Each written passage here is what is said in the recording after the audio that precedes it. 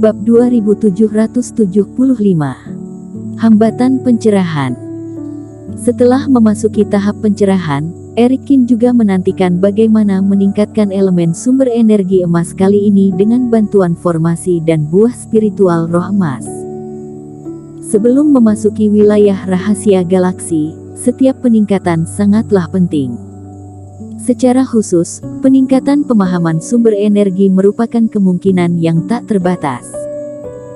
Memahami sumber energi sama dengan memiliki dasar ilmu sihir yang sejenis dengan kultivasi. Karena apakah itu kultivasi ilmu sihir atau teknik, tidak terlepas dari tingkat pemahaman sumber energi kultivator. Misalnya jurus ribuan guntur Erikin, ilmu sihir itu sendiri adalah ilmu dewa tingkat 3. Harusnya sangat sulit untuk kultivasi. Namun Erikin dapat memulai dengan cepat karena dia telah menelan 3 buah petir dan memiliki pemahaman yang cukup tinggi tentang sumber energi guntur. Oleh karena itu, selama memiliki pemahaman elemen sumber energi emas yang cukup, Erikin memiliki kultivasi dan kepercayaan diri yang cukup ketika menghadapi jenis teknik ini di masa depan, dan dia juga dapat memiliki satu pilihan lagi selain jalan api suci. Dengan bantuan formasi dan buah spiritual roh emas, Erikin dengan cepat memasuki kultivasi. Pada saat yang sama, di dalam aula leluhur, semua kultivator sedang melahap buah roh emas sambil memahami unsur sumber energi emas. Aula itu sunyi, dan pemahaman semua orang tentang sumber energi elemen emas meningkat pesat. Di laut kesadaran Erikin, sumber energi terus mengalir. Di samping, benih pencerahan, yang telah berhari-hari bersikap patuh, sedang bersembunyi dalam kegelapan, menonton dengan wajah sedih. Begitu banyak aura lezat, benih pencerahan meneteskan air liur. Dia ingin menelannya dan memakannya. Tapi takut akan hukuman Erikin, dan tidak berani merebutnya. Benih pencerahan memiliki roh kebijakan, meskipun tidak terlalu tinggi. Tetapi dia masih ingat ketika dia merebut aura yang diserap Erikin sebelumnya dan diperingatkan dengan keras oleh Erikin, dan bahkan dikurung selama berhari-hari. Tuannya dia memiliki temperamen yang ganas, dan dia bahkan tidak mengedipkan matanya ketika memusnahkan musuh. Dapat dilihat bahwa aura ini sangat berguna bagi Erikin. Jika tidak hati-hati dan benar-benar mengganggu Erikin hingga membuatnya menjadi benih panggang, maka dia pasti mati.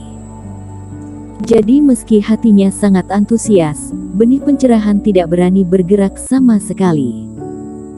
Dia sangat lapar sebelumnya sehingga tidak bisa mengurus sebanyak itu.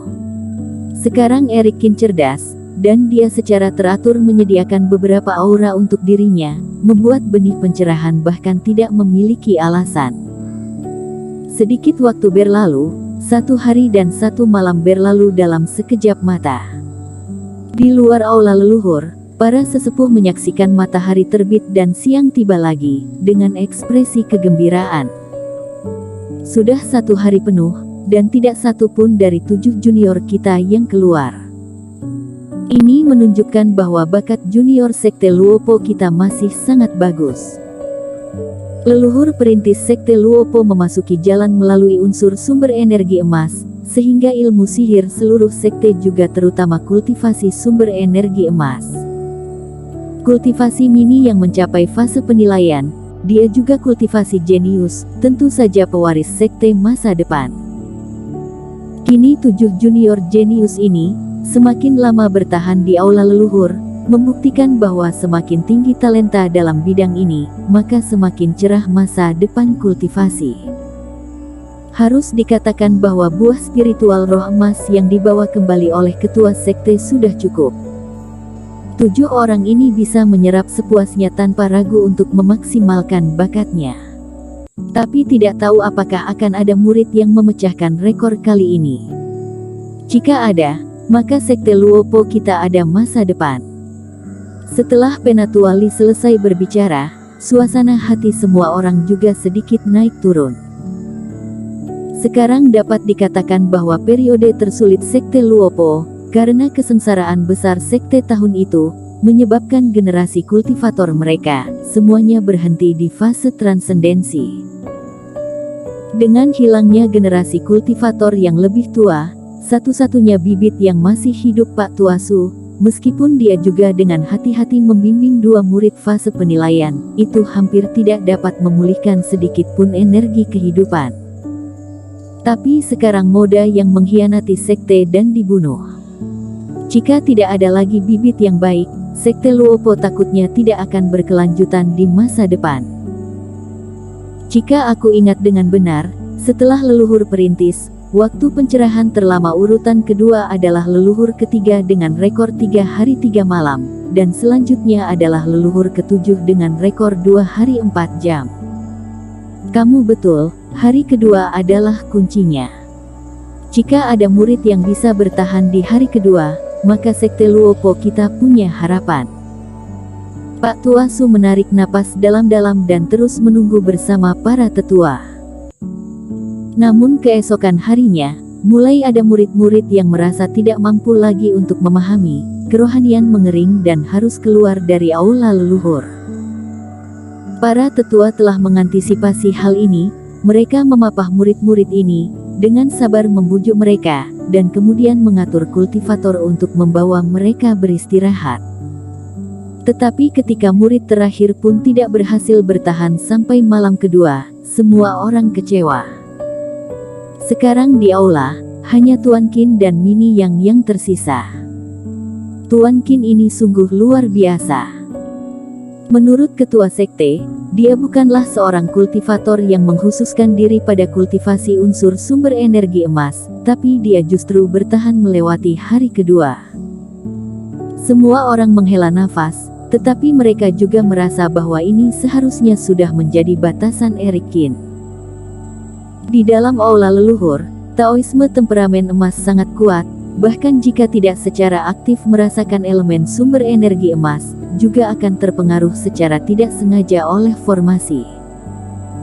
Oleh karena itu, begitu tidak ada buah spiritual roh emas yang membantu dalam pencerahan, kerohanian kultivator akan segera kosong, dan itu tidak akan bisa biarpun tidak ingin keluar pada saat itu. Eric Qin bukanlah kultivator sekte Luopo, dan sumber energi elemen emas bukanlah metode utama, tentu akan menemui hambatan lebih awal. Dan Pak Tuasu dan beberapa tetua menebak dengan benar. Di dalam aula leluhur, Eric Qin perlahan membuka matanya, dan sentuhan ketidakberdayaan melintas di matanya. Saat ini, dia telah menelan 32 buah spiritual roh emas, tetapi gas sumber energi yang diperoleh dari buah spiritual roh emas, wawasan yang dihasilkan oleh mereka semakin berkurang. Saat buah spiritual roh emas terakhir ini masuk ke dalam tubuh, tetapi yang diubah menjadi sumber energinya sendiri, hanya ada sedikit, bahkan 1/10 dari buah spiritual tidak ada. Ini menunjukkan bahwa untuk wawasan sumber energi elemen emas, dia telah mencapai hambatan tertentu. Eric Qin merasakan hati kebajikan, dalam warna campurannya hati kebajikannya, rasi bintang yang termasuk dalam elemen sumber energi emas telah meningkat 2 atau 3 kali lipat. Tampaknya meskipun ada perbedaan besar dibandingkan dengan rasi bintang sumber energi, itu telah mencapai 60 hingga 70% dari sumber energi guntur. Dihitung, itu sama dengan akumulasi manfaat jika Eric Qin menelan 2 buah petir. Namun agak tertekan, keuntungan yang dibawa oleh wawasan ini tampaknya tidak sebesar yang dibayangkan. Tidak sebesar pemahaman sumber energi guntur, bahkan jika aku mendapatkan teknik emas di masa depan, kultivasi tidak akan bangun terlalu cepat. Tetapi kecuali jika dia mendapatkan wawasan atau inspirasi baru, akan sulit untuk terus meningkatkan banyak hal. Tapi dia di dalam aula leluhur, dan tidak bisa pergi untuk kultivasi emas teknik, atau pergi untuk memahami buku pencerahan, mana bisa menemukan inspirasi baru. Eric Qin menghela nafas dan mengeluarkan buah spiritual roh emas, berniat untuk bertahan sebentar lagi. Jika tidak ada perubahan, kultivasi kali ini akan berakhir di sini. Namun saat dia menggigit buah spiritual roh emas, untaian aura sumber energi mengalir ke laut kesadaran-kesadaran. Ekspresi Erikin bergerak dan tiba-tiba melihat seorang makhluk kecil licik di sudut kesadaran laut. Benih pencerahan. Makhluk ini tampaknya mengincar reiki murni alam semesta ini. Faktanya, sejak buah spiritual roh emas dimakan, Erikin memperhatikan gerakan benih pencerahan, tetapi setelah makhluk ini dihukum oleh dirinya, dia tidak berani mengganggu, jadi dia mengabaikannya. Bersambung.